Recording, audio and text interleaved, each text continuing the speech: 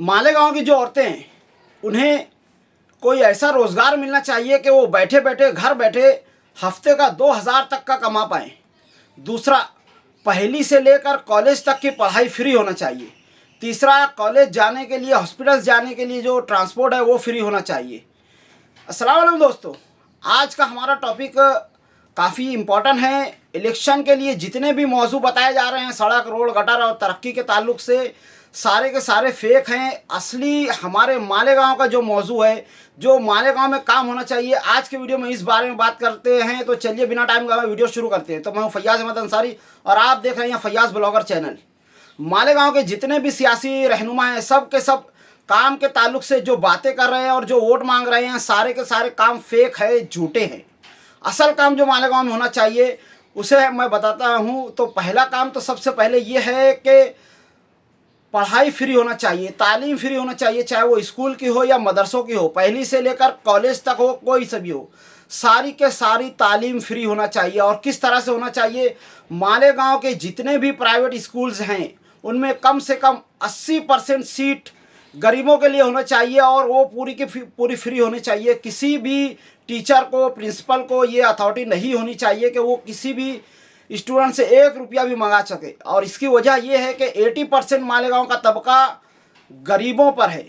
जाहिर है हमारे सरकारी तालीम का निज़ाम की क्वालिटी आपको पता है कितनी ख़राब है, इसलिए मजबूरन हर एक माँ बाप को अपने बच्चों को प्राइवेट स्कूल्स में डालना पड़ता है। और प्राइवेट स्कूल्स की फ़ीस इतनी ज़्यादा होती है कि बच्चा आला तालीम हासिल नहीं कर पाता है।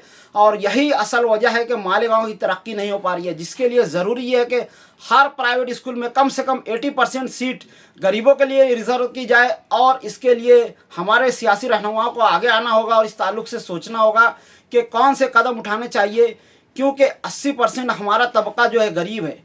दूसरा, ट्रांसपोर्ट फ्री होना चाहिए, चाहे फिर वो हॉस्पिटल्स के लिए हो, स्कूल्स के लिए हो या मदरसों के लिए, तमाम के तमाम ट्रांसपोर्ट बच्चों के लिए और पेशेंट्स के लिए फ्री होना चाहिए। तीसरा, हॉस्पिटल्स, स्कूल्स के जो रोड गटर होना चाहिए वहाँ पर कोई भी अतिक्रमण नहीं होना चाहिए और रोड पर 1 इंच का खड्डा तक नहीं होना चाहिए। ये काम बहुत ही ज़्यादा ज़रूरी है। जो हमारे सियासी रहनुमा रोड गटर के ताल्लुक से सियासत कर रहे हैं उनको मैं कहना चाहूँगा कि आप सारे गाँव के रोड गटर को रहने दो, सिर्फ़ और सिर्फ इस ताल्लुक से काम करो कि हमारे शहर के जो रास्ते स्कूल, मदरसे और हॉस्पिटल्स की तरफ जाते हैं वहाँ के तमाम रोड गटर पर एक भी अतिक्रमण नहीं होना चाहिए और 1 इंच का भी गड्ढा नहीं होना चाहिए। और उसके अलावा हमारे मालेगांव की जो सनत है, पावर लूम सनत के अलावा एक घरेलू सनत जो चल रही है, जैसे रेडीमेड वगैरह सीना, इस ताल्लुक से इस सनत को इतना बढ़ावा मिलना चाहिए कि हर घर की औरतों को कम से कम हफ्ते का 2,000 तक कमा सके। इस ताल्लुक से घरेलू सनत को बढ़ावा देना चाहिए ताकि हमारे मालेगांव का हर आदमी तरक्की कर सके। जाहिर है महंगाई इतनी बढ़ चुकी है कि सिर्फ़ और सिर्फ एक आदमी की कमाई से गुजारा होने वाला नहीं है और हर घर में इतने ज़्यादा भाई बहन नहीं होते हैं कि वो सब मिलकर कमा पाएँ। तो जाहिर है घर की औरतों के लिए, घरेलू सनत के लिए कोई ऐसा रोज़गार लाना ज़रूरी है जिससे हर घर की औरत कम से कम 2,000 रुपये हफ्ते का कमा पाए घर बैठे, सिर्फ़ और सिर्फ 4 से 6 घंटे की रोज़ी में। और इसके लिए हम चाहते हैं कि रेडीमेड कपड़े और दूसरी सनत को इतना ज़्यादा बढ़ावा मिले और उसको इतना ज़्यादा आम किया जाए कि हर घर में ये सनत पहुंच सके। सिलाई मशीन वगैरह फ्री किया जाए और इसके लिए सिलाई क्लास वगैरह जो है फ्री किया जाए। इस ताल्लुक़ से हमारे मालेगांव के सियासी रहनुमाओं को काम करना चाहिए। और इसी तरह से हमारे मालेगांव का जो बैंकिंग सिस्टम है, मालेगांव के जितने भी बैंक हैं सब के लिए हमें मालेगांव के सेंट्रल आवाम को जाना पड़ता है, मालेगांव के बाहर साइड नदी के उस पार।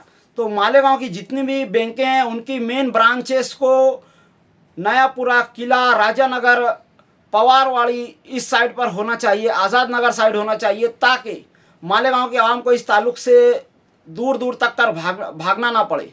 कम से कम 2-2, 3-3 ब्रांच हर 1-2 किलोमीटर के फासले पर हर बैंकों की होना ज़रूरी है। इसी तरह से जिस तरह से मालेगांव का डिजिटल सिस्टम काफ़ी हद तक कमज़ोर है, आप अगर बड़े शहरों में जाकर देखें तो हर महल्ले में आधार सेंटर्स होते हैं जो सरकारी तौर पर होते हैं, जिनमें 1 रुपया भी देना नहीं पड़ता है। हमारे मालेगांव की बहुत ही बड़ी दुख की बात यह है कि हमारे आधार सेंटर्स जो है वहाँ पर 200 से 300 रुपये कम से कम आधार अपडेट के लिए लगाए जाते हैं। और गर्दी जो है इतनी ज़्यादा होती है कि औरतों को और घर के जो मर्द हजरात हैं उनको सुबह 6 बजे से जाकर नंबर लगाना पड़ता है। तो आधार सेंटर्स को भी अपग्रेड करने की ज़रूरत है।